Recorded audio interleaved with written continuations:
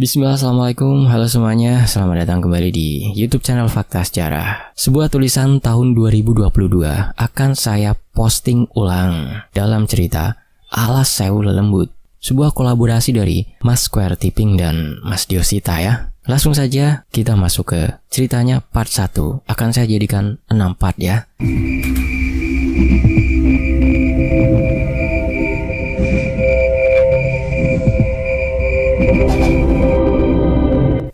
Ruh, arwah, khodam, pusaka, dan berbagai macam wujud lainnya. Begitu banyak misteri di alam ini yang masih sangat sulit untuk dipahami oleh akal manusia. Suara tanpa wujud, penyakit tanpa sebab akibat, penglihatan yang menjadi kenyataan, hingga kematian yang tidak wajar.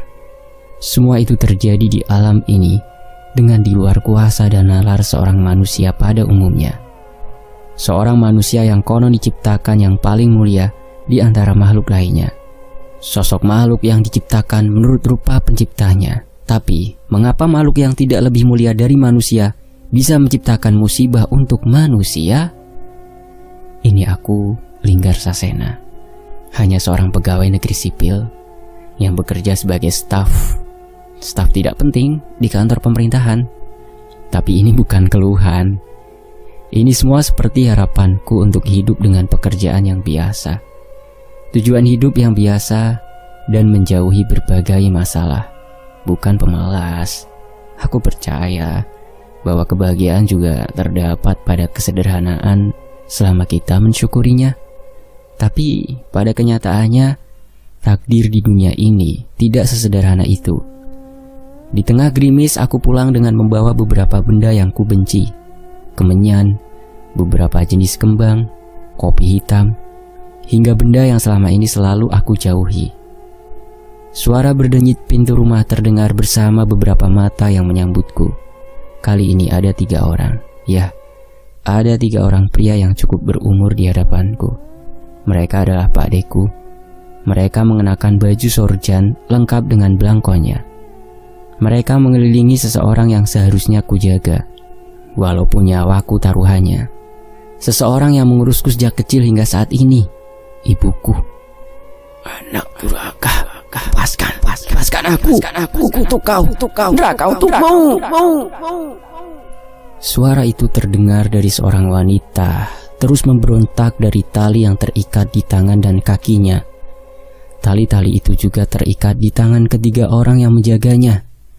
Jangan hiraukan, itu bukan ucapan ibumu, ucap salah satu dari Pak Deku. Berisik, kakek peot, ku bunuh kau, umpat ibu.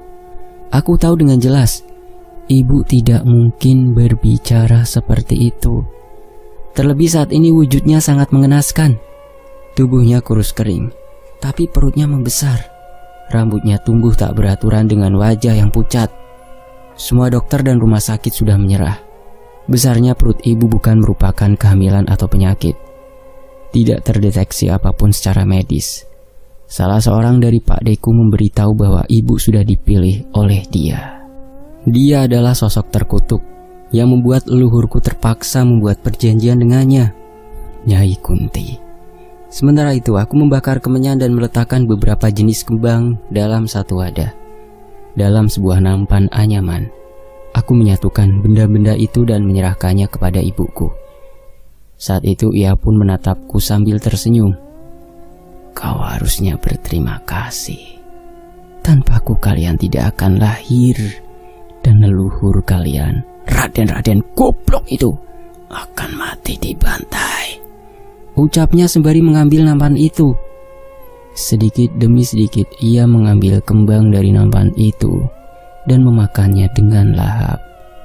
Ia menghirup aroma kemenyan itu dengan nikmat, sementara matanya tak sabar untuk menikmati kopi pahit yang kubuatkan. Salah satu Pak Deku pun melepaskan ikatannya dan membiarkan kedua Pak Deku yang lain menjaganya. Pak De Darja namanya. Ialah yang tertua di antara mereka. Yang sabar ya Linggar, kita hadapi ini bersama, ucap Pak De Darja.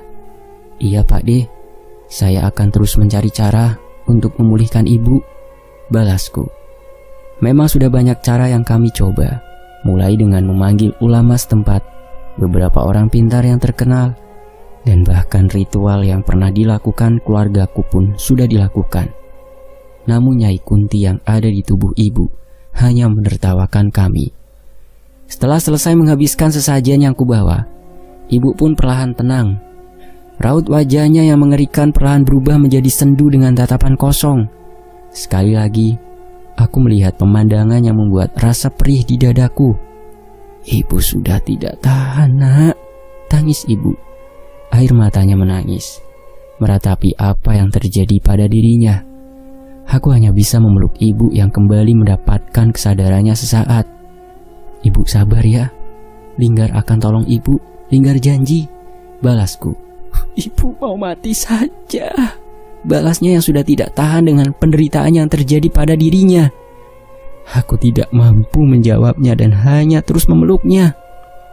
Aku tahu kesadaran ibu tidak akan lama. Sebentar lagi ia akan kembali, dikuasai oleh sosok makhluk yang menyiksanya itu. Malam ini kita coba ritual itu lagi. Semoga saja Nyai Kunti mau meninggalkan tubuh ibumu. Jelas Pak Dedarja. Aku mengangguk mengiyakan. Sudah beberapa kali kami melakukan ritual pada ibu. Semua itu berdasarkan catatan-catatan dari leluhur kami yang pernah menolong keluarganya dari sosok ini. Dulu hal itu pernah menolong mereka, leluhurku. Tapi entah mengapa belum berpengaruh terhadap ibu. Malam pun datang. Gerimis masih menemaniku di teras rumah bersama secangkir kopi. Dari dalam sudah terdengar suara tembang yang dinyanyikan Pak Dedarja.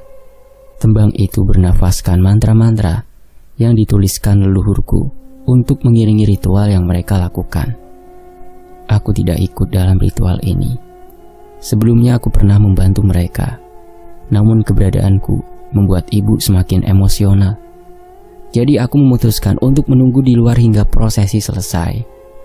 Suara air terdengar mengguyur tubuh ibu dengan tembang indah yang dinyanyikan oleh Pak D. Eling dunyo, eling akhirat, saben titah duwe panggonane dhewe. Setelah beberapa kali guyuran tiba-tiba suasana menjadi hening. Aku menduga saat ini sedang dalam prosesi membacakan doa. Tapi entah mengapa, aku mendapati firasat yang tidak enak. Aku penasaran ingin masuk ke dalam, tapi Pak Dedarja belum memanggilku. Bisa saja aku merusak ritual bila melakukannya. Suasana hening terasa semakin lama dan firasatku terasa semakin tidak enak. Aku pun memutuskan untuk membuka pintu dan mengintip sedikit dari celahnya. Cahaya lilin adalah satu-satunya yang menerangi dari dalam rumah. Lampu dan cahaya lainnya sengaja dimatikan untuk proses ritual.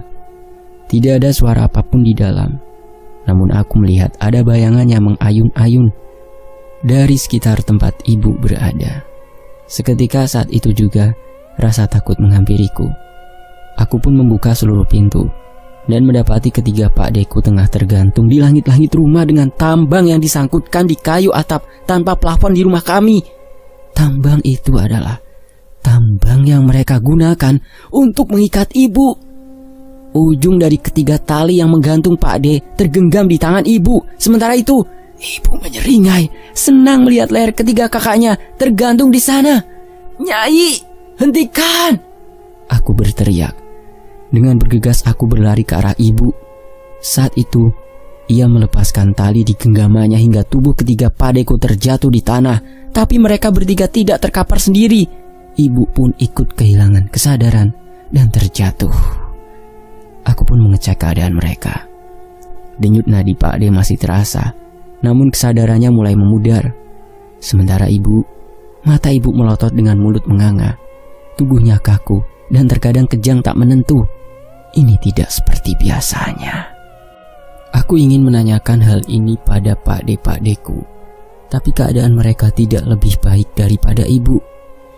Di tengah kebingunganku, aku merasakan ada sesuatu di atas. Aku menoleh.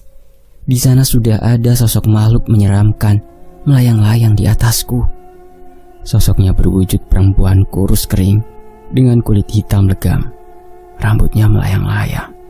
bersama tubuhnya tepat di atasku. Itu Nyai Kunti.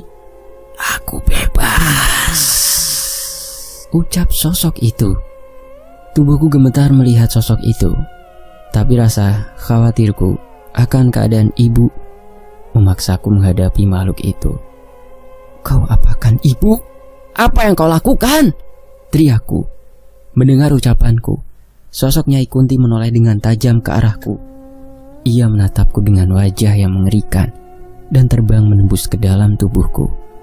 Rasa sakit seperti tertusuk ribuan jarum kurasakan hingga aku kehilangan kesadaran. Dalam sekejap rasa sakitku hilang, namun aku tersadar di sebuah hutan yang kelam.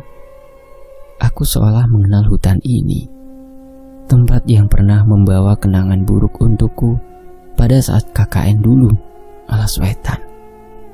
Kali ini suasananya berbeda.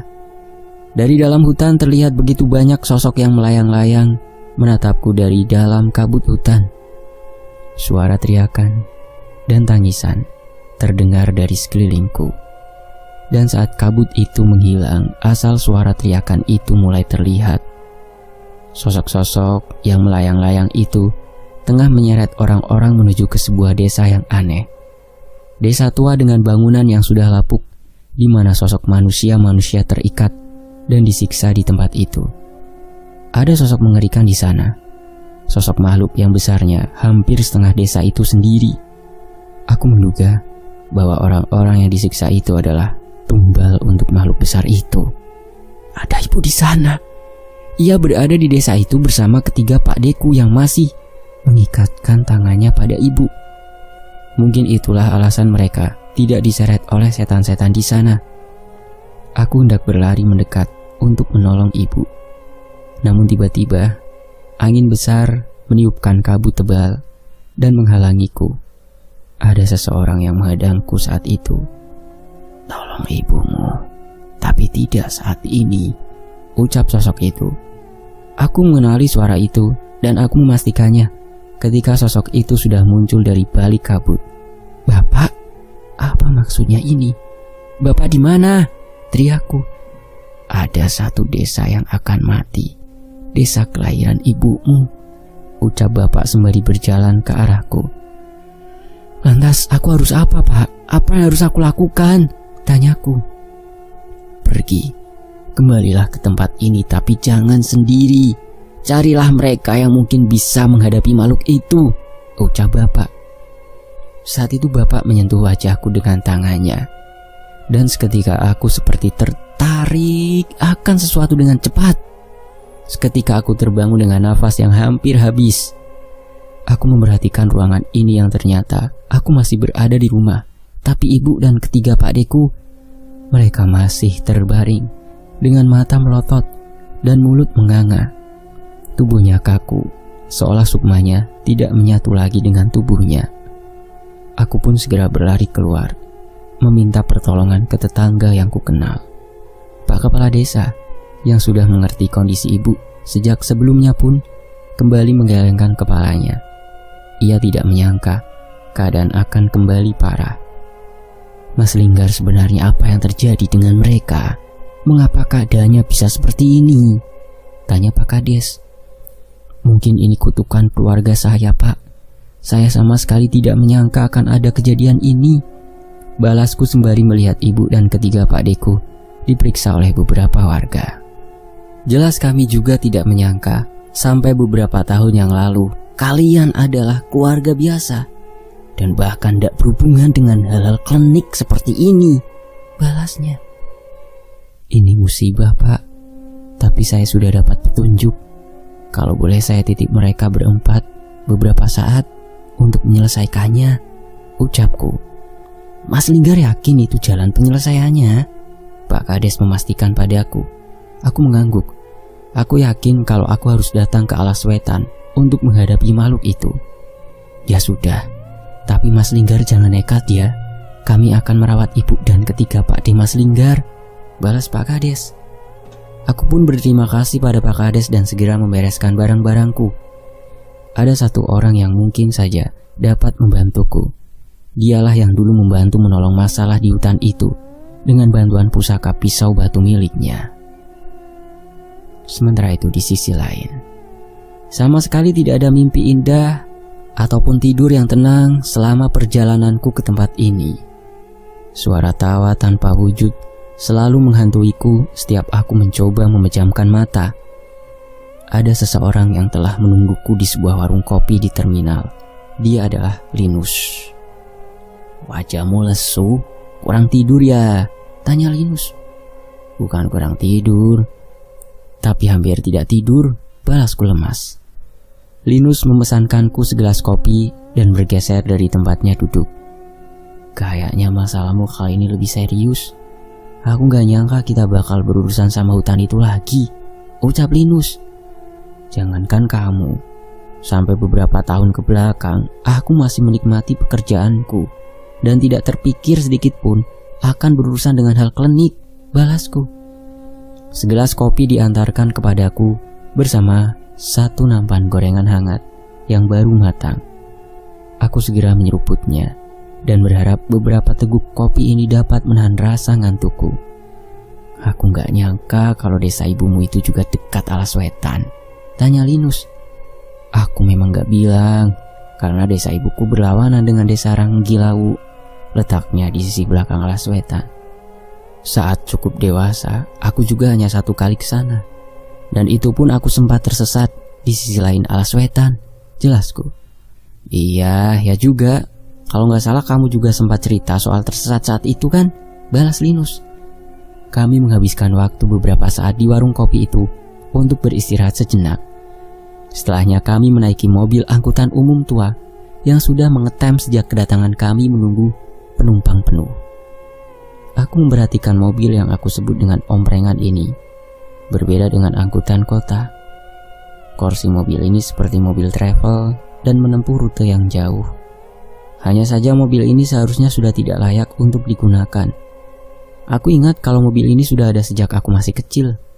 Walau keadaannya mengenaskan, mobil ini masih dengan tangguh melewati daerah-daerah jalur yang terapit dengan hutan-hutan dan menuju desa-desa yang tidak dilalui trayek kendaraan umum resmi. "Masih kuat aja Pak mobilnya?" tanyaku yang memilih duduk di depan bersama Linus. Ini lebih baik dibanding harus bersanding dengan warga yang membawa barang-barang tidak biasa seperti ikan segar, sayur-sayuran, hingga ayam jago. "Jelas Mas, walau bentuknya kayak kaleng kerupuk, tapi mesinnya selalu saya eman-eman," balasnya. "Gak pernah mogok?" tanyaku.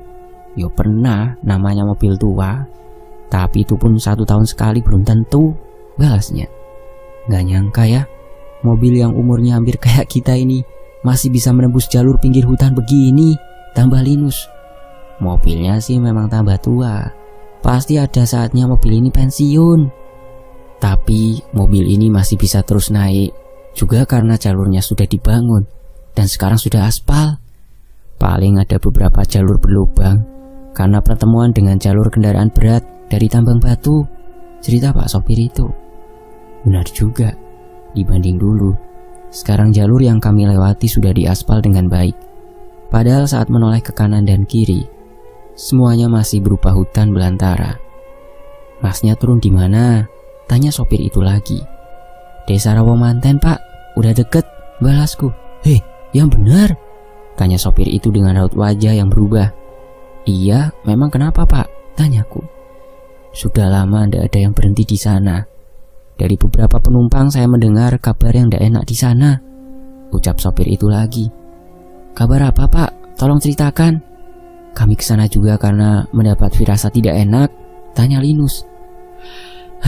Sopir itu menghela nafas sejenak. Ia seperti mencoba mengingat cerita apa yang pernah ia dengar. Ada kabar desa Rawomanten diserang semacam kutukan. Warganya tidak bisa keluar dari desa. Malah ada yang bilang mereka semua sudah meninggal di sana, cerita sopir itu. "Hus Pak, jangan ngomong gitu," ucap Linus. Sepertinya ia tidak ingin aku khawatir. "Iya maaf, saya cuma menceritakan apa yang pernah saya dengar," jawabnya. "Iya Pak, terima kasih. Ada cerita apa lagi Pak?" tanyaku. "Cuman itu Mas. Lebih baik Masnya simpan nomor HP saya. Kalau ada apa-apa bisa telepon saya. Nanti bisa janjian buat saya jemput, balasnya. Oh ya, terima kasih Pak. Tak lama setelah perbincangan itu, aku pun turun di sebuah jalan setapak dengan gapura yang bertuliskan Desa Rowo Manten. Dari jalan yang kami lihat, memang sepertinya sudah jarang ada kendaraan yang melalui tempat ini. Ingat, tujuan kita ke desa ini untuk mencari tahu masalahnya. Jangan sekali-kali bertindak nekat, peringat Linus. Iya, aku tahu benar apa yang kita hadapi, balasku. Kami pun berjalan cukup jauh menerobos tepi hutan. Letak desaku tidak terlalu dalam. Bila dengan sepeda motor, hanya membutuhkan waktu tidak sampai 10 menit untuk sampai. Namun bila berjalan kaki, mungkin bisa 2 kali lipatnya. Saat ini hari menjelang maghrib. Langit sudah memerah, memastikan kami akan bermalam di desa ibu nanti. Sebenarnya aku sedikit cemas. Namun masih aku berharap bahwa apa yang diceritakan oleh sopir angkutan itu hanya isu belaka. Hanya sedikit lagi kami sampai di desa. Tiba-tiba langkah kami terhenti. Dari dekat pos desa terlihat seorang kakek sedang menatap kami dari kejauhan. Aku sama sekali tidak mengenal kakek itu. Atau mungkin aku yang tidak ingat? Ia menatap kami dengan tubuh bungkuknya serta rambut dan janggutnya yang berantakan. "Lungo, desa iki wis ditutup," ucap kakek itu dengan tegas. "Maaf Mbah, saya harus ke Desa Rowo Manten. Ada yang harus saya cari tahu," ucapku berusaha untuk sopan. Kakek itu menatapku dari ujung kaki hingga ujung kepala. Ia pun menghela nafas jenak dan berjalan dengan kakinya yang gemetar dan pergi melewatiku begitu saja. Raut wajahnya aneh. Aku tidak bisa menebak itu menandakan apa. Kayak saya mencari. Aku mencoba menyapa kakek itu kembali dan menoleh ke belakang. Tapi kakek itu sudah menghilang dari pandanganku begitu saja. Tidak sepertiku yang kebingungan, wajah Linus terlihat ketakutan. Ia melihat ke salah satu arah yang berbeda denganku. "Gar, kakek itu. Kakek itu!" teriak Linus. Aku menoleh ke arah yang ia tunjuk. Saat mengetahui maksud Linus, aku pun menelan ludah. Di balik langit merah di hutan itu, kakek yang berpapasan dengan kami tadi tengah duduk di salah satu ranting pohon, sembari menggigiti hewan yang seperti ayam hidup. Tubuhnya kurus kering, tanpa pakaian dengan kulit yang hitam. Saat mengetahui kami menatapnya, ia pun menoleh kepada kami dan menyeringai, memamerkan giginya yang penuh dengan darah hewan itu. "Cabut, cepetan!" perintahku pada Linus. Kami pun segera mempercepat langkah kami agar bisa segera masuk ke dalam desa. Saat sampai ke desa, langit pun semakin gelap. Entah mengapa kabut turun menyelimuti desa di jam yang bahkan masih belum terlalu malam ini. "Gar, ini pasti ada yang gak beres," ucap Linus. Aku tidak segera merespon ucapan Linus dan terus melangkah mencari rumah ibu. Sudah gelap. Ngapain kalian di luar? Tiba-tiba terdengar suara seorang bapak dari dalam rumah. Tapi saat kami menoleh, ia buru-buru menutup pintu rumahnya. "Cepat, masuk ke rumah!" Kali ini suara teriakan seorang perempuan dari dalam rumah memperingatkan kami. Tapi sama seperti sebelumnya, perempuan itu segera menutup jendelanya saat kami menoleh. Aku mengingat arah rumah ibu dan berhasil menemukannya. Ada kebun yang sudah dipenuhi rumput liar di sekitar rumah ibu. Di balik rumput liar itu ada sebuah rumah kayu tua yang cukup besar dan sebuah bangunan bekas kandang sapi di belakangnya. "Itu rumah ibu Kunus," ucapku. "Ada yang tinggal di sana?" tanya Linggar. "Dulu ada Pak Deku, tapi kalau melihat keadaannya saat ini mungkin sudah tidak ada yang menempati," jawabku. "Ya, aku juga cukup kecewa. Ini artinya kami harus berberes rumah dulu sebelum kita beristirahat." Terdengar suara tawa seorang perempuan dari arah belakang kami. Aku dan Linus saling bertatapan dan menoleh ke belakang. Kami tidak melihat apapun di belakang kami selain kabut yang semakin tebal.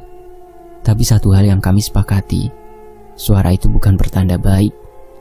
Secara bersamaan bulu kuduk kami berdiri dan merasakan adanya bahaya di dekat kami. Aku mulai melangkahkan kaki perlahan menuju rumah itu. Dan dari belakang, samar-samar terlihat bayangan sesuatu yang bergerak menembus kabut. Linus menepukku memberi isyarat untuk kami mempercepat langkah dan mulai berlari.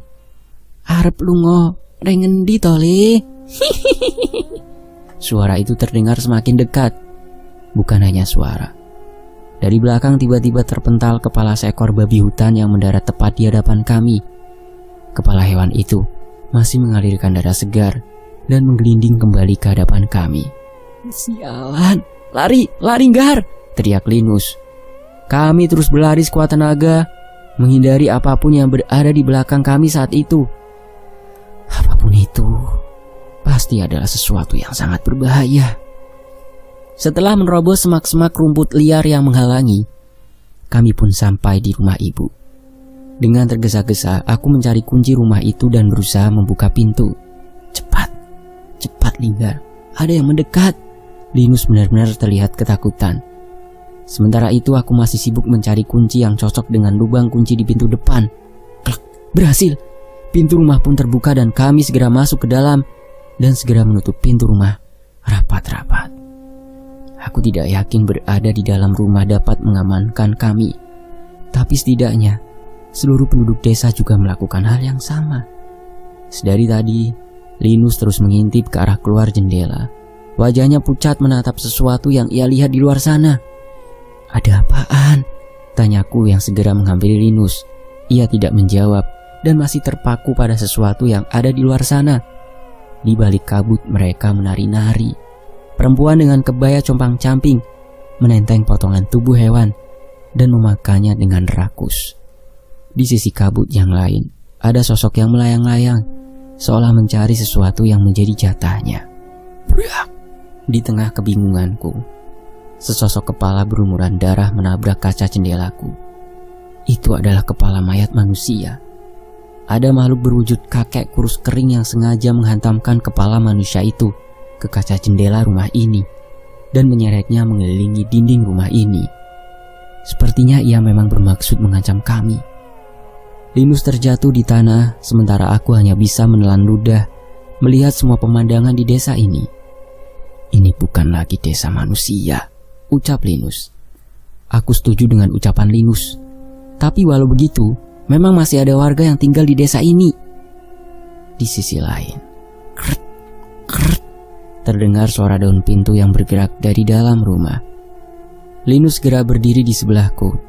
Cahaya api dari lampu minyak mendekat ke arah kami dari dalam rumah. Ada sosok yang mendekat, namun kami tidak dapat mendengar suara langkah kakinya. Seorang nenek. Seorang nenek muncul di balik kegelapan dan menerangi ruangan dengan lampu yang ia bawa.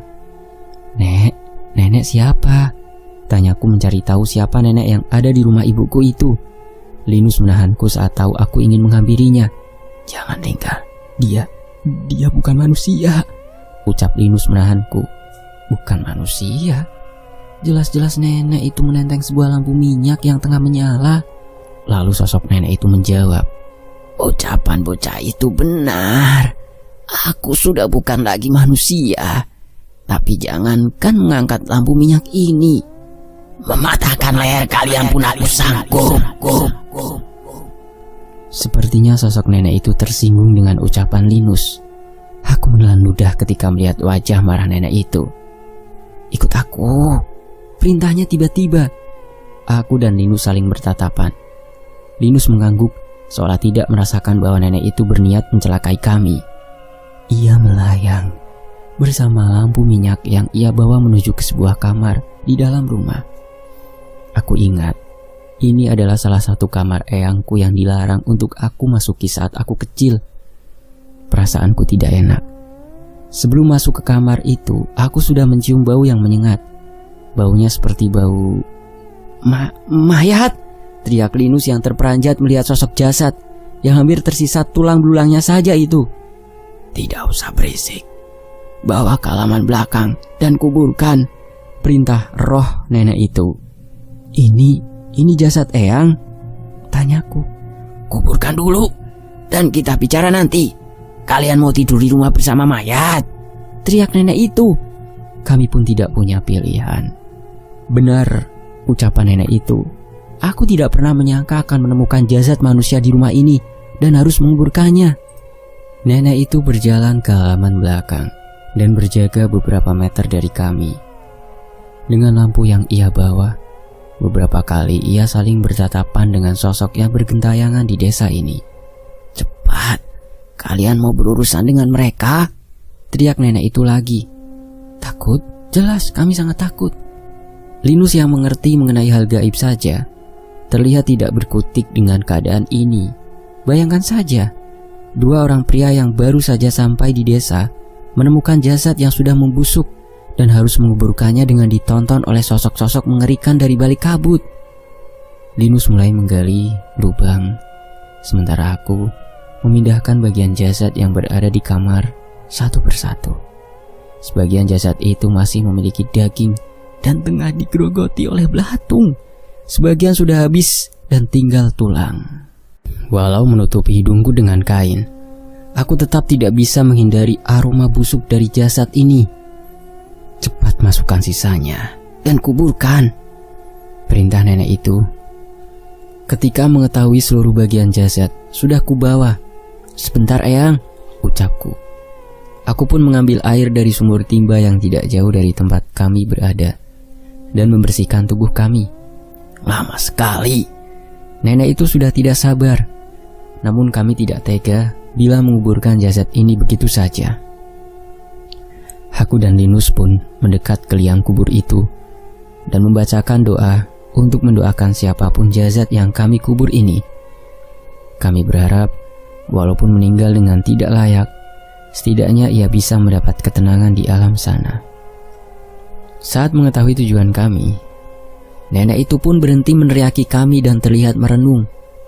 Tapi rasa takut justru mulai menghantui kami. Ada sosok yang mendekat. "Berikan mereka berdua untuk kami, biar kami menikmati setiap tetes darahnya." Tiba-tiba makhluk kurus tinggi rumah muncul dari balik kabut dan mengincar keberadaanku dengan Linus. "Wani nyentuh menungso kuwi. Urusanmu karo aku," nenek itu berkata. Setan itu terlihat kesal. Ia pun mendekat ke arah roh nenek pembawa lentera itu dan mengancamnya. Namun nenek itu tidak gentar dan setan itu pun pergi. Aku merasa nenek itu bukanlah roh biasa. Aku menelan ludah melihat kejadian itu. Aku tidak menyangka apa jadinya bila kami tidak ada nenek itu di dekat kami. "Kenapa bengong? Cepat selesaikan." Tanpa membantah, kami pun menutup liang kubur itu dan menancapkan sebuah nisan yang kami buat dari kayu seadanya. Setelahnya kami membersihkan tubuh seadanya dan masuk ke dalam rumah lagi. Linus memastikan pintu sudah tertutup dengan rapat. "Nek, sebenarnya nenek ini siapa?" tanyaku penasaran. Kali ini nenek itu tidak menjawab. Ia hanya berjalan menuju kamar di mana jasad itu berada tadi dan berdiam di sana. Aku dan Linus saling bertatapan, menebak maksud sosok roh nenek itu. Namun semua itu berakhir dengan kami mengangkat kedua pundak kami, tak tahu apa yang nenek itu inginkan. Kami pun memutuskan untuk mengganti baju dan membersihkan salah satu kamar yang akan kami gunakan untuk istirahat nanti. Ini adalah kamar ibuku dulu, kamar yang selalu aku gunakan untuk istirahat setiap ke tempat ini. Tapi semenjak ibu pindah bersama bapak, sepertinya kamar ini sudah digunakan oleh orang lain. Linus mengeluarkan dari tasnya sebungkus singkong goreng yang ia beli di terminal tadi. Setidaknya ini cukup untuk mengisi perut kami sampai besok pagi. Rasa lelah benar-benar menyelimuti tubuh kami.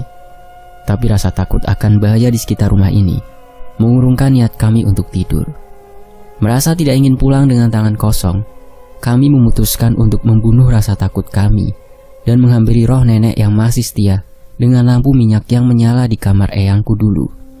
"Eyang, kula nuwun, permisi." Aku dan Linus mendekat ke kamar dan berhati-hati memasuki kamar itu. "Kula nuwun, Eyang." Aku mencoba menegur sosok roh yang seorang diri terdiam di kamar itu.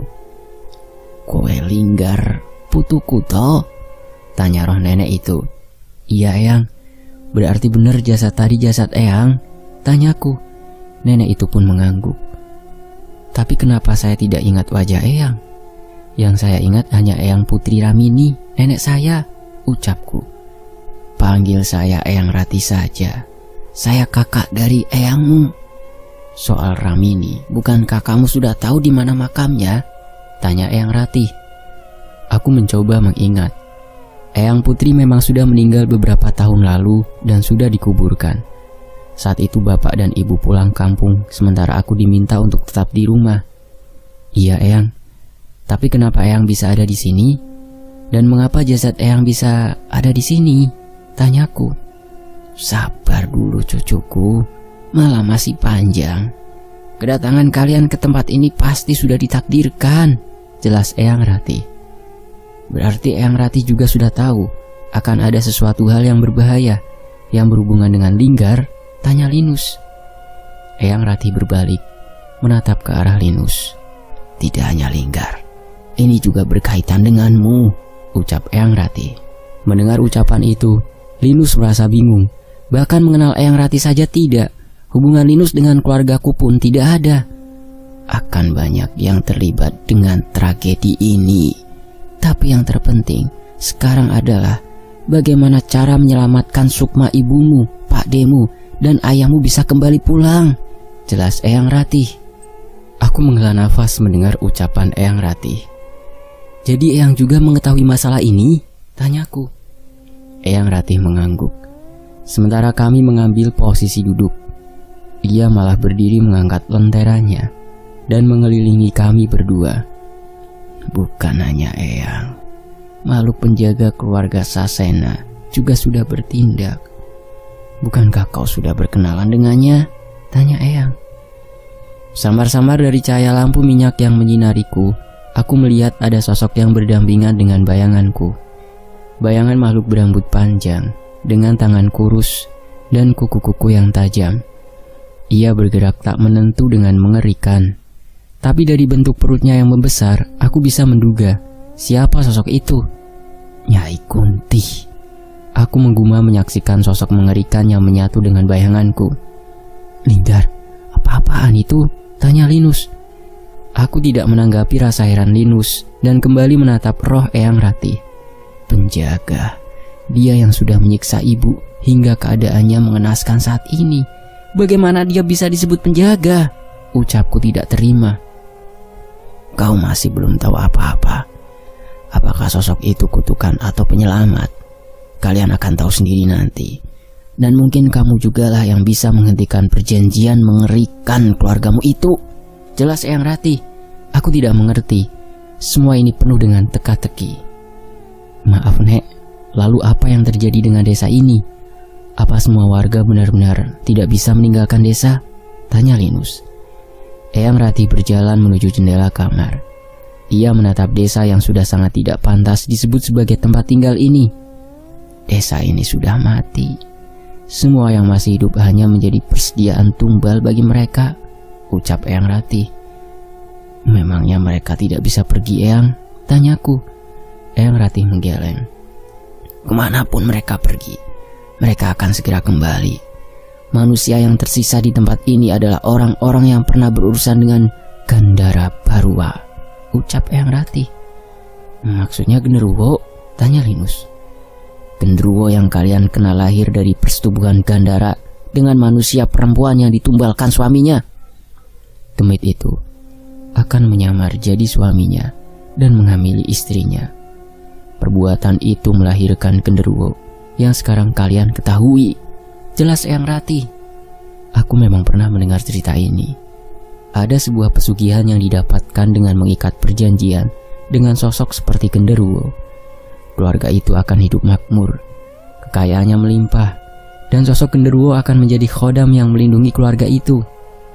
Tapi makhluk pemberi pesugihan itu akan memperkosa istri keluarga itu dengan menyamar sebagai suaminya. Hal aneh akan sering terjadi. Biasanya sebelum 7 bulan, bayi akan menghilang dari kandungan. Atau bayi lahir dengan kondisi mengerikan. Sosok bayi itu adalah penerus Gandara Barua yang kelak akan menjadi anak buahnya dan menjadi bagian dari kerajaannya. Tega-teganya ada pria yang melakukan hal seperti itu, ucapku. Kali ini Eyang Ratih menatapku dengan tajam. Yang leluhur kita lakukan dengan Nyai Kunti tidak jauh berbeda. Jangan memandang kesalahan orang lain sementara dosa kita tak lebih sedikit dari mereka, ucap Eyang Ratih. Apa tidak ada cara untuk menyelamatkan mereka, Eyang? Tanya Linus. Eyang Ratih kembali menggeleng. Bersamaan dengan jawaban Eyang Ratih, tiba-tiba terdengar suara teriakan dari luar. Aku dan Linggar menyaksikan dari jendela. Ada seorang perempuan yang ditarik keluar oleh setan berlengan panjang. Beberapa orang di dalam rumah mencoba menahannya, tapi terlihat sia-sia. Linus merasa cemas. Ia masih berharap ada cara untuk menolong orang itu. Ia pun berlari ke arah pintu dan dengan ragu mencoba membukanya. Jangan bodoh. Begitu keluar dari rumah ini, sudah tidak ada yang melindungi kalian. Tapi Linus cemas. Aku tahu betul Linus adalah orang yang tidak bisa diam melihat kejadian seperti itu di depan matanya. Aku pun merasakan hal yang serupa. Tapi aku juga sadar betul aku tidak bisa melakukan apapun terhadap makhluk itu. Linggar, bukannya manusia adalah makhluk yang paling mulia? Tidak seharusnya kan kita takluk pada setan-setan itu? Ucap Linus. Linus menahan rasa takutnya dan membuka pintu rumah. Kalaupun harus mati, aku mati karena percayakan hal itu. Lanjutnya sembari berpaling dan berlari menuju perempuan itu. Aku ingin segera menyusulnya. Tapi aku tersadar dengan apa yang diucapkan Eyang Ratih. Tapi raut wajah Eyang Ratih malah berubah dan sedikit tersenyum. Keberanian itulah yang membuat takdir besar akan jatuh pada dirinya, ucap Eyang Ratih.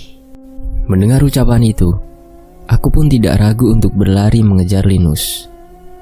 Oh, tolong anak saya, teriak seorang ibu yang masih berusaha merebut anaknya dari cengkeraman setan besar bertangan panjang itu. Kami menahan tubuh perempuan itu dan membantu menariknya. Kita sudah nekat. Terus apa rencanamu? Pusaka itu juga sudah tidak ada padamu, teriakku pada Linus. Hitung semua yang kita punya. Maksudnya? Pertama, doa. Jangan lupa kita punya Tuhan yang harus selalu kita andalkan, kata Linus.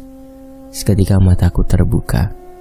Gagalnya berbagai usaha yang kulakukan untuk kesembuhan ibu sempat membuatku melupakan apa yang harusnya paling kuandalkan. Saat itu yang kami lakukan adalah terus menahan tubuh perempuan itu bersama keluarganya, sembari membacakan doa-doa yang dipimpin oleh Linus. Bacaan doa kami membuat makhluk itu gelisah dan melepaskan wanita itu. Tapi masalah sebenarnya baru saja terjadi. Keberadaan kami justru membuat marah sosok-sosok yang menguasai desa ini. Cepat masuk, jangan keluar, dan terus baca doa jangan sampai terputus, perintah Linus pada keluarga itu. Tapi emasnya? Tanya mereka. Tidak tahu, selamatkan diri kalian dulu. Kami akan cari cara, teriak Linus. Aku kagum akan keberanian Linus. Walau aku masih ragu, apakah itu keberanian atau kebodohan. Persis seperti yang diucapkan Linus, kami pun terus membaca doa tanpa terputus. Di satu sisi, Linus yang juga berguru tengah membaca sebuah amalan yang sepertinya dapat membantu kami selamat dari situasi ini. Aku sudah mencoba mempagari tempat ini, Linggar. Semoga saja ini berhasil, kata Linus. Aku mengangguk dan menelan ludah. Sehebat apa pagar yang dibuat Linus yang bisa menghadang puluhan makhluk yang melayang-layang mengincar kami dan setan-setan yang marah dengan perlawanan dari kami. Kowe wes ora sayang nyawa? Tiba-tiba suara Linus berubah menjadi suara perempuan. Tak lama kemudian suara Linus terdengar menggeram, seperti dirasuki sosok binatang buas. Linus, kamu kenapa? Teriakku. Kowe kabeh kudu mati. Kali ini suara Linus terdengar berat. Ia terjatuh tengkurap seolah tak mampu menahan tubuhnya. Tak berhenti sampai di situ. Berbagai makhluk merasuki tubuh Linus dan menyerangnya habis-habisan. Aku memeganginya dan membacakan doa yang panjang di telinganya. Aku berharap doa yang kubacakan bisa memanggil kesadarannya. Linus berteriak kesakitan. Ia berguling-guling di tanah, berusaha mendapatkan kesadarannya. Sudah cukup, cukup. Aku berteriak berusaha menghentikan setan-setan itu merasuki tubuh Linus. Sayangnya bukan berhenti. Mereka malah berkumpul dan menerjang ke arahku. Aku tidak bisa menjelaskan wujud mereka semua. Wajah mereka tidak berbentuk dan berbau menjijikan. Tapi tidak seperti Linus. Saat menerjangku, aku terpental sangat jauh hingga menabrak dinding rumah. Rasa sakit menyelimuti tubuhku. Tapi tidak ada satupun dari mereka yang merasukiku. Sebaliknya, mereka mundur saat menatapku. Hal itu bersamaan dengan sadarnya Linus. "Linggar, mata kamu memerah seperti darah," teriak Linus yang mengkhawatirkanku. Merah? Bagaimana mataku bisa memerah? Tapi benar, semua yang kulihat berubah menjadi merah. Tak hanya itu, aku merasakan ada sosok yang membuatku tak henti-hentinya merinding. Ia ada di belakangku. Aku menoleh ke belakang dan melihat bayangan makhluk yang paling kubenci. Bayangan Nyai Kunti tengah berada di belakangku, seolah menantang semua makhluk yang ada di tempat ini. Sayangnya tubuhku tidak sekuat itu. Sebelum Nyai Kunti bertindak, aku pun terjatuh. Tubuhku begitu lemah, seolah tak mampu mempertahankan kesadaranku. "Tidak, kamu masih mampu menahan kekuatan makhluk itu," ucap Linus, membantuku berdiri. Tapi aku tidak ingin mengakuinya. Tapi sepertinya hanya Nyai Kunti yang mampu menolong kami saat ini. Mengetahui kami yang sedang lengah, tiba-tiba sebuah lengan panjang mencengkeram tubuhku dan mencoba menarikku. Aku benar-benar tidak mampu melawan. Namun Linus masih mencoba menahanku. Sayangnya makhluk itu mendekat. Ia membuka mulutnya lebar-lebar dan ingin mencoba melahapku. Aku hampir merasa ini adalah akhir hidupku. Tapi tiba-tiba ada bayangan makhluk besar yang mendekat. Suara dentuman terdengar tak jauh dari tempat setan itu berada. Suara langkah-langkah kecil terdengar mendekat ke arah kami. Salah satu yang mencolok dari mereka berdiri di depan kami. Ia menantang setan bertangan panjang itu seorang diri, seekor kera. "Kliwon? Kamu Kliwon kan? Aku menyadari sosok itu." Ia adalah kera kecil yang pernah menolongku saat tersesat di alas wetan dulu. Kliwon tidak menjawab, tapi aku melihat bayangannya membesar layaknya kera raksasa yang mengerikan. Melihat setan itu mundur, aku menoleh ke seluruh wilayah desa dan menemukan kera-kera lain sedang berada di atap-atap rumah, seolah menguasai desa itu. "Dia? Bukannya dia monyet yang selalu bersama Cahyo?" tanya Linus. Aku mengangguk.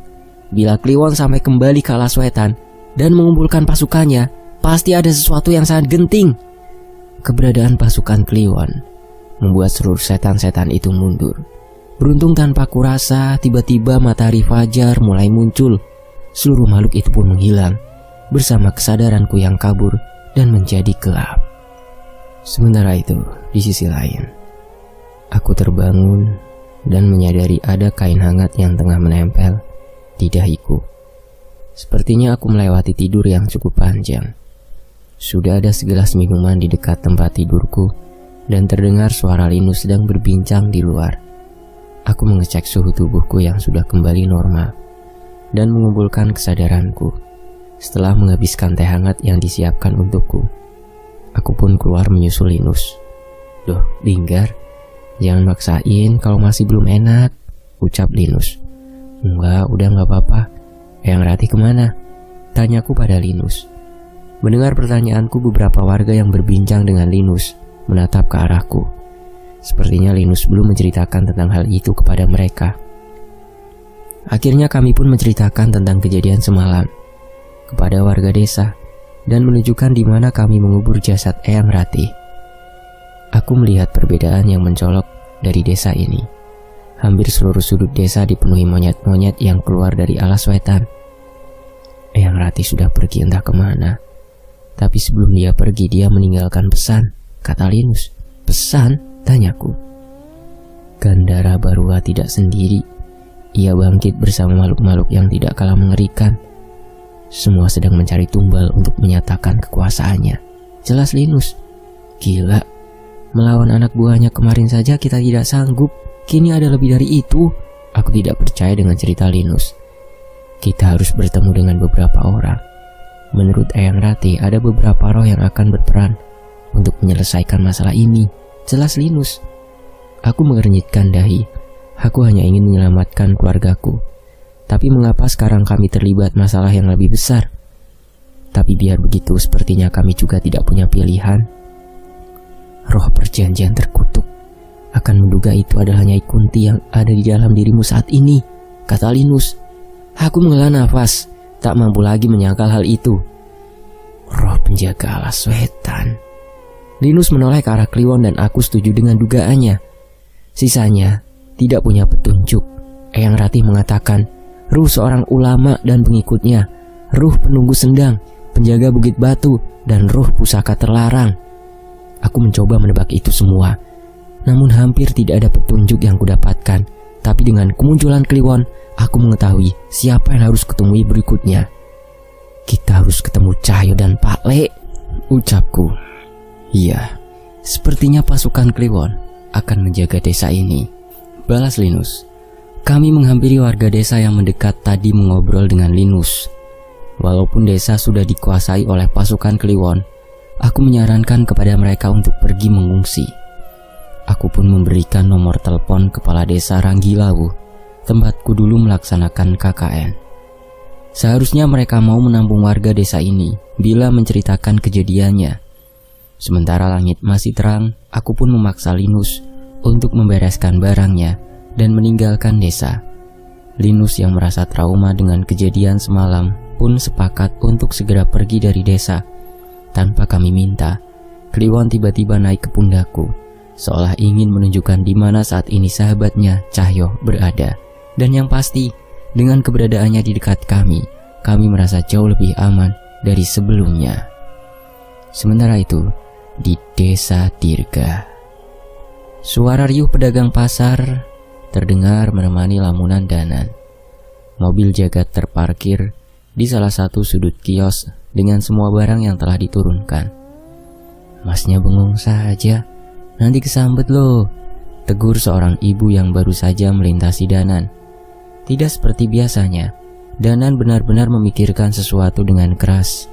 Kejadian pertarungan dengan Ki Luang meninggalkan misteri yang membuatnya cemas. Kamu masih mikirin ucapan Nyi Sendang Rangu? Tanya Jagat yang mendekat ke arah Danan.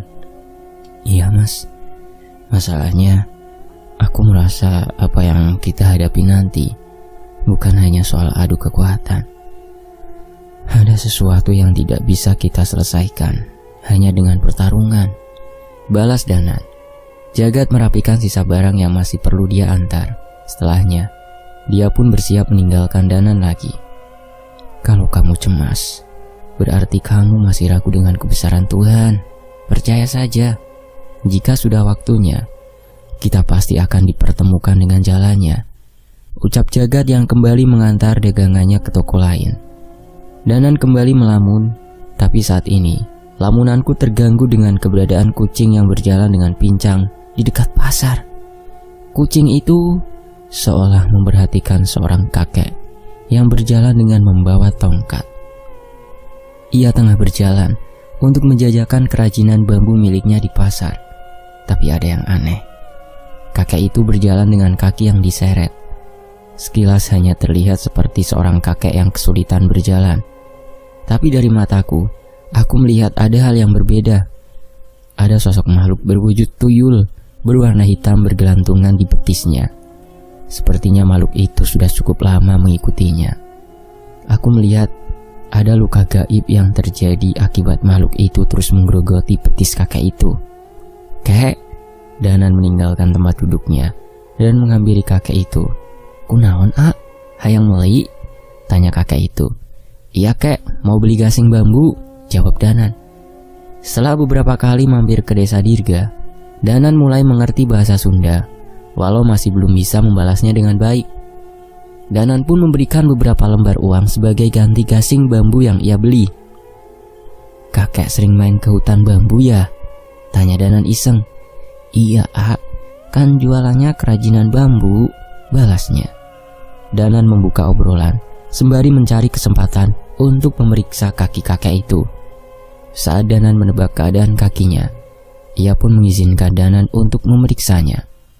Sebuah doa panjang dibacakan oleh Danan sembari beberapa kali mengelus betis kakek itu. Beberapa kali kakek itu meringis merasakan kepanasan, Namun itu tidak lama. Setelah Danan selesai dengan pengobatannya, tiba-tiba kakek itu bisa berdiri dengan lebih nyaman. "Gimana kek? Sudah enakan?" tanya Danan. "Iya, kok bisa? Tadi saya diapakan?" tanya kakek itu. Danan tidak menceritakan tentang sosok yang menggerogoti kakinya. Ia hanya menyarankan agar kakek itu sering beristirahat, agar kakinya bisa pulih sepenuhnya. Yang penting kalau kakek main ke hutan bambu lagi, jangan terlalu masuk ke dalam. Setelahnya mandi yang bersih, dan jangan lupa ibadahnya, jelas Danan. Kakek itu berterima kasih dengan bantuan dari Danan. Ia pun segera pergi dan melanjutkan dagangannya lagi. Saat berbalik arah, Danan melihat sosok seekor kucing yang berjalan dengan pincang menghampiri dirinya. Danan pun berjongkok menyambutnya. Kucing itu mendekat dan menciumi tangan Danan, tapi itu tidak lama. Setelah itu kucing hitam itu hanya kembali berjalan dengan kakinya yang pincang. Entah mengapa, Danan melihat raut wajah sedih di mata kucing itu. "Kucing itu suka denganmu. Sayangnya, sepertinya ia sudah punya majikan." Tiba-tiba terdengar suara Abah yang menghampiri Danan. Abah, ngagetin aja," balas Danan. "Bukan Abah yang ngagetin, kamu saja yang kebanyakan melamun," ucap Abah. Danan menggaruk kepalanya, mengakui kesalahannya. Kedatangan Abah bukan tanpa sebab. Ia memang ingin menemani Danan untuk mencari tahu apa yang mengganjal pikirannya. "Saya masih berhutang budi yang menolong saya saat membatu itu, Bah." "Sepertinya Abah mengetahui sosok itu," tanya Danan.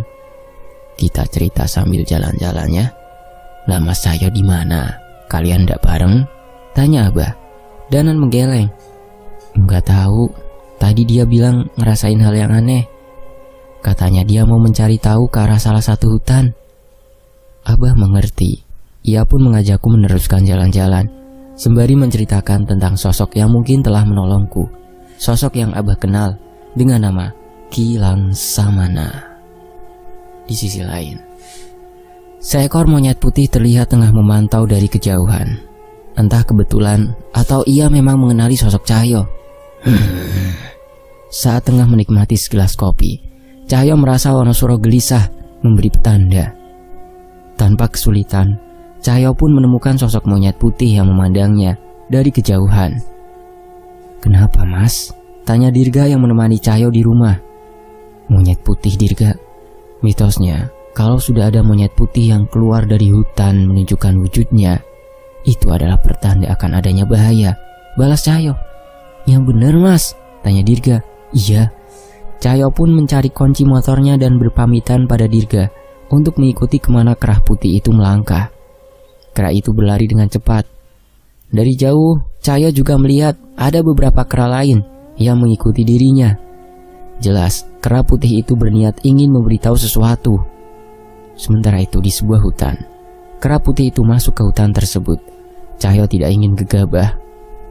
Ia memperhatikan hutan itu secara seksama dan memang merasakan ada sesuatu yang mengerikan di sana. Saat melewati sebuah jembatan, tiba-tiba terlihat burung-burung hitam yang jenisnya sulit untuk dikenali berterbangan dari dalam hutan. Cahyo pun menghentikan Vespa tuanya dan memperhatikan tempat itu. Wonosuro terlihat gelisah. "Tenang Wonosuro, seharusnya hutan semengerikan ini disegel dan jangan dibiarkan siapapun untuk masuk," ucap Cahyo kepada Wonosuro. Jelas kejadian berterbangan burung-burungnya itu adalah sebuah pertanda. Setidaknya Cahyo sudah mengerti maksud dari kera putih itu. Ia pun memutuskan untuk menceritakan kejadian ini pada Pak Lek dan Danan untuk meminta pendapat tentang keadaan hutan ini. Saat hendak melaju sepeda motornya, tiba-tiba Cahyo merasakan perasaan aneh yang cukup mengancam. "Kamu juga ngerasain juga kan Wonosuro?" tanya Cahyo pada sosok yang bersemayam di dirinya itu. Wonosuro memberi isyarat, tapi ia tidak melihat sosok berbahaya apapun di sana. Ia tidak mungkin mengabaikan perasaan itu. Tapi saat menoleh, yang ia lihat adalah seorang pria berambut panjang yang juga tengah memperhatikan fenomena di hutan itu. Merasa tidak menemukan sosok aneh, Cahyo pun memiliki untuk tidak menghiraukannya. Menurutnya tidak mungkin perasaan mengancam itu berasal dari seorang manusia. Ia pun segera melaju Vespa tuanya dan kembali untuk mendiskusikan ini dengan Pak Le. Di sisi lain, dari sudut pandang Cahyo, suara petir memecah keheningan malam berpadu dengan hujan yang tidak kunjung henti sejak pagi. Biasanya, hujan adalah alasanku untuk bermalas-malasan di rumah dan menghabiskan waktu untuk tidur di kasur. Tapi tidak kali ini.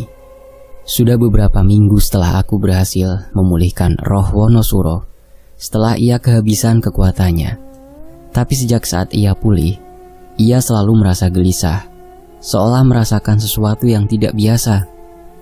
Bule juga mengabariku bahwa sudah beberapa hari ini Kliwon menghilang dan tidak kembali ke rumah. Hal ini benar-benar membuatku khawatir. Hutan, kalau memang ada kekuatan yang menyegelnya, seharusnya itu nggak akan menjadi bahaya kan, Jul? Tanya Danan yang juga ikut khawatir setelah aku ceritakan tentang sebuah hutan yang menarik perhatianku. Aku juga berpikir begitu. Tapi Wonosuro gelisah dan pertanda alam juga sudah terlihat. Aku merasa cepat atau lambat kita akan berurusan dengan hutan itu, jelasku. Danan berpikir sesaat. Aku tahu ia adalah orang yang paling khawatir dengan peringatan yang dikatakan oleh Nyi Sendang Rangu saat kami selesai berhadapan dengan Ki Luang. Ya sudah, kita putuskan nanti soal hutan itu. Lebih baik kamu nyamperin Pak Le. Katanya ada teman lama kalian yang ingin bertemu, ucap Danan. Ucapan Danan benar. Pak Le sudah menelponku dan memintaku menemuinya di terminal. Ada teman lama kami yang menyusul ke kota ini untuk bertemu dengan kami. Iya Nan, kita janjian besok pagi kok, balasku. Memang siapa toh yang datang? Kok Pak Le sampai harus menjemput ke terminal? Tanya Danan. Belum tahu Nan, mungkin kalau sudah ketemu nanti aku akan ingat, balasku. Danan mengerti. Sepertinya ia ada acara tersendiri dengan Abah. Entah mengapa, dia begitu terobsesi dengan sosok ruh yang menyelamatkan nyawanya saat sempat membatu. Sementara itu, di sisi lain, seorang pria yang cukup berumur tengah terduduk di pinggir trotoar terminal sembari menikmati teh segar yang tersaji dalam botol kaca. Aku pun segera menghampirinya dan menegurnya. Wah, korban iklan nih Pak Le. Apapun makanannya, minumnya bayarin dulu Jul. Pak Le lupa bawa duit. Belum sempat menggodanya, Pak Le sudah memalakku untuk membayarkan minuman yang ia minum sembari melamun dulu. Yalah, belum sempat ngomong, udah hilang 5.000 perak, ucapku. Seger Jul, pesen aja ndak usah malu-malu, balas Pak Le. Ya ndak malu lah Pak Le, orang bayarnya pakai duitku, jawabku dengan muka kecut. Tapi walau begitu, tetap saja embun dingin yang terlihat berkeringat dari teh botol kaca itu membuatku menelan ludah dan ingin meneguk hal yang serupa. Bu, saya pesan satu juga, teriakku memesan es teh yang menggoda itu. Yang terjadi saat ini di sana adalah dua manusia tidak jelas yang tengah menikmati minuman dingin sambil duduk di pinggir trotoar. Memangnya siapa yang mau ketemu Pak Le? Wah, lupa namanya Jul, balas Pak Le singkat. Lah piye toh? Udah janjian mau ketemu malah lupa namanya, protesku. Namanya lupa, pasti yang gak inget toh Jul. Piye toh? Balas Pak Le. Aku hanya menggaruk kepala, bingung menanggapi kelakuan Pak Leku yang semakin tua ini. Belum sempat memprotes Pak Le lebih jauh, tiba-tiba aku dan Wonosuro merasakan sesuatu yang mendekat. Keberadaan itu bersama sebuah bis yang memasuki terminal. Aku pun berdiri menyambut kedatangan bis itu. Belum sempat bis itu berhenti, tiba-tiba dari kaca jendela melompat sesosok makhluk kecil yang segera berlari ke arahku. Kliwon, teriakku bingung. Kera kecil itu segera berlari ke pundakku dan menaikinya. Tanpa sadar, rambutku sudah berantakan dibuat olehnya. Aku penasaran dengan siapa dia datang ke tempat ini. Tepat saat bis itu berhenti, aku melihat dua orang yang wajahnya tidak asing. Dia adalah orang-orang yang pernah membantuku di Alas Wetan dulu. Mas Linggar? Mas Linus? Tanyaku menyambutnya. Pak Le, Cahyo, waduh maaf ya, tadi agak macet, nunggu lama ya, ucap Mas Linggar. Walah ndak kok, es teh botol aja belum habis, balas Pak Le menyambut mereka berdua. Seseorang yang datang bersama dengan Mas Linggar adalah Mas Linus.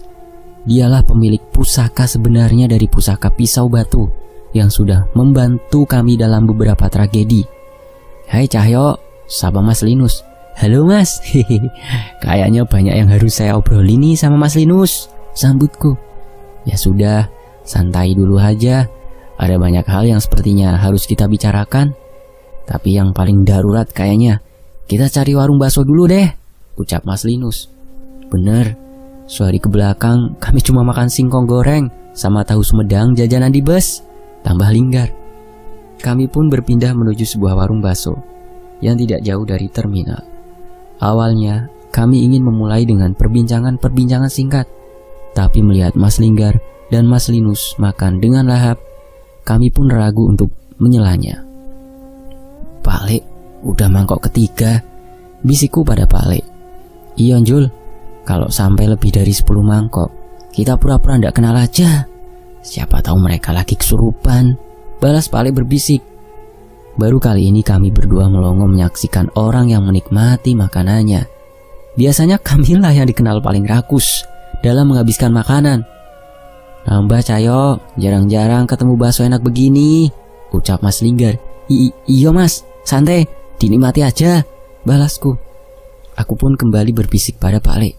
Pak Le, coba dicek, bakso ini penglarisnya apa? Tanyaku.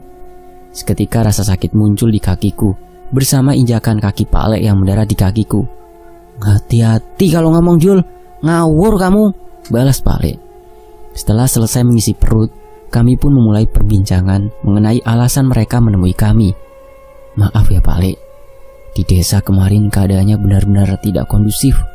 Mencari makan saja susah, cerita Mas Linggar. Mereka pun menceritakan tentang sebuah desa di salah satu sisi alas wetan.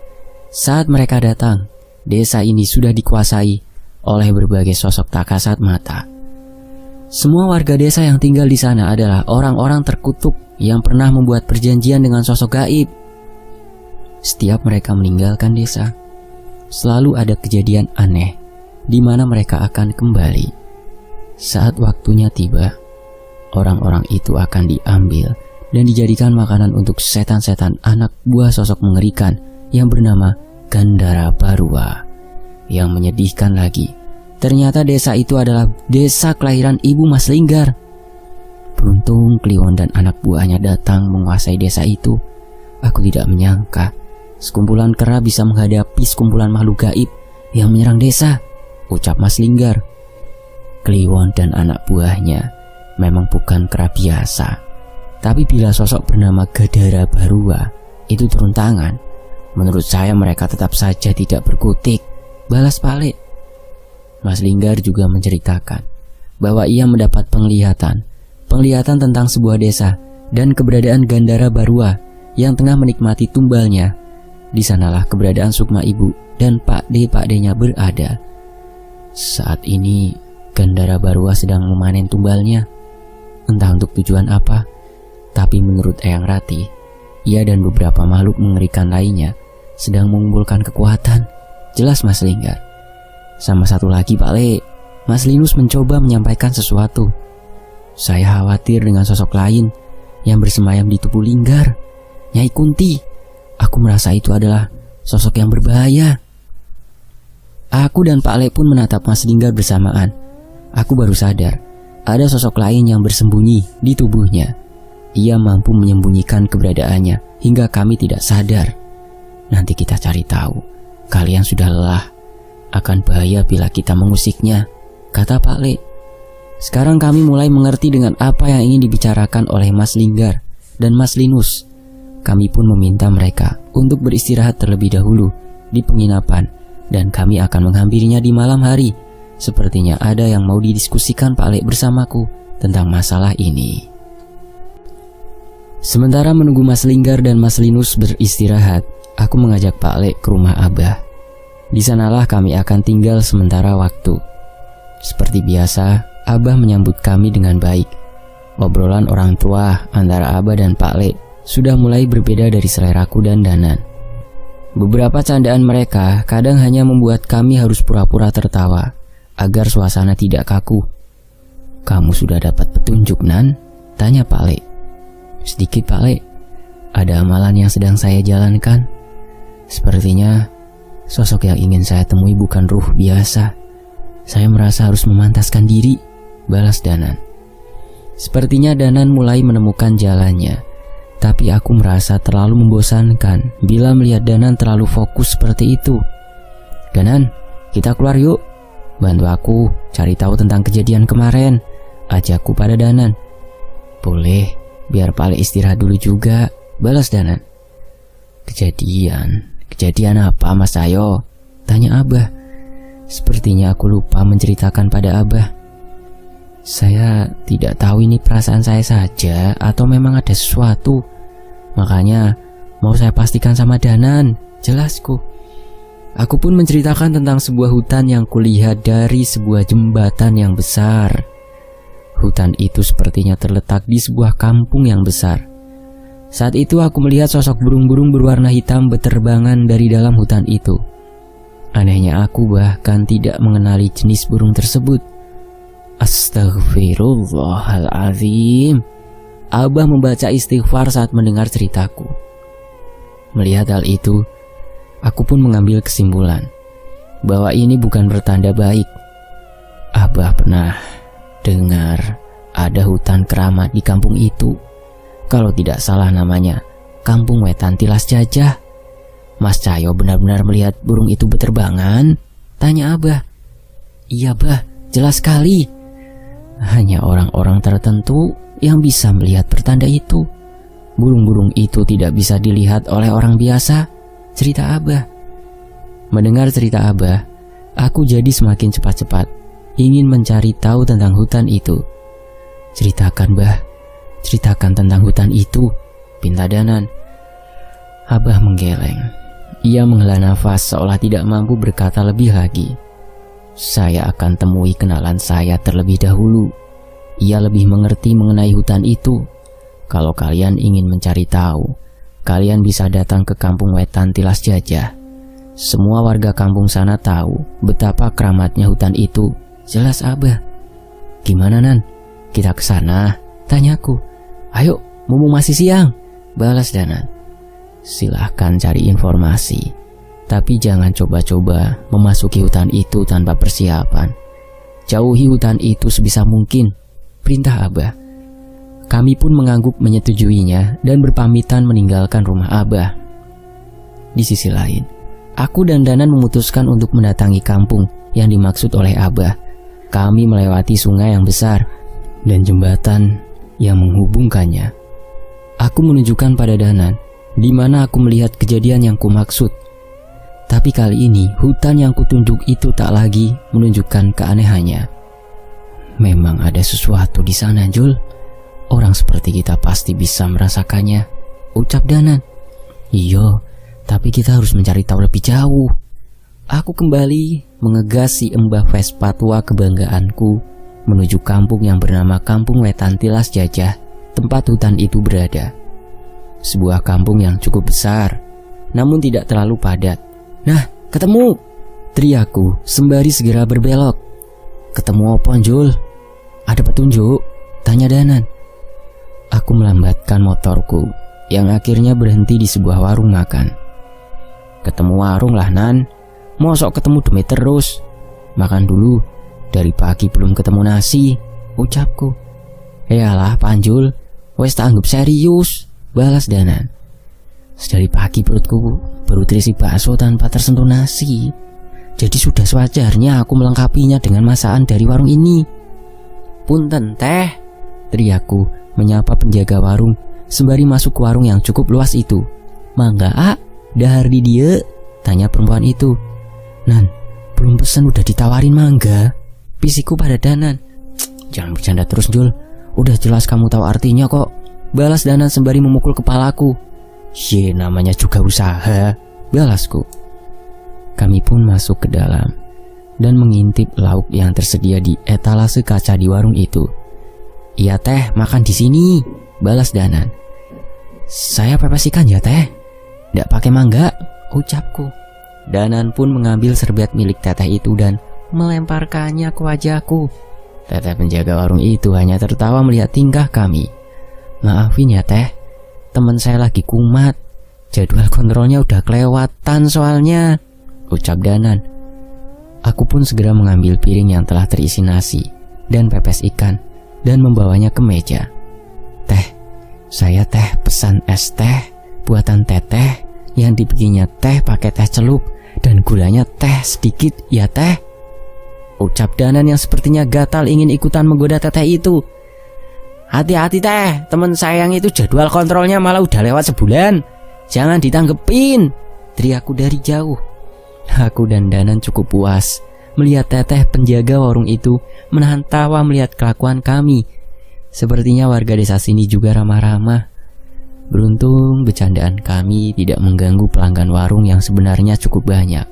Hampir setengah kapasitas warung ini penuh oleh warga yang menyisihkan waktunya untuk istirahat makan.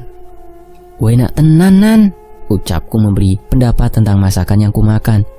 "Iya Jul, nggak semanis masakan di Klaten ya, tapi masakan Sunda masih masuk ke lidah kita, apalagi pepes-pepesan," balas Danan. Dalam sekejap makanan di piring kami sudah menghilang dan bergeser berganti menjadi segelas es teh manis penutup menu makan kami. "Teh, kalau hutan yang di sebelah sana itu hutan apa sih teh?" Danan mulai menggali informasi mengenai hutan yang ku maksud. "Waduh, saya sih taunya itu hutan desa. Tapi memang katanya ada salah satu sisi hutan yang dianggap keramat," cerita teteh penjaga warung. "Itu hutan apa teh? Kenapa bisa dianggap keramat?" tanyaku. Teteh itu mengernyitkan dahinya. "Kalau itu saya kurang tahu. Biasanya orang-orang yang sudah lama di desa ini yang tahu tentang cerita hutan itu," jelasnya. Kami mengangguk-angguk mendengar penjelasannya. Walau sebenarnya kami cukup kecewa karena tidak langsung mendapat informasi. "Leweng Sasar, itu nama hutan keramat yang kalian tanyakan?" Tiba-tiba seorang pria bergabung dalam percakapan kami. Pria itu duduk bersama temannya sembari menikmati segelas kopi hitam. "Leweng Sasar?" Danan penasaran. "Leweng Sasar, tanah berem. Orang dulu menyebutnya begitu. Hutan itu selalu membawa petaka." Teman dari orang tadi ikut dalam perbincangan kami. Kami pun berbalik arah dan bergabung dengan meja kedua orang itu.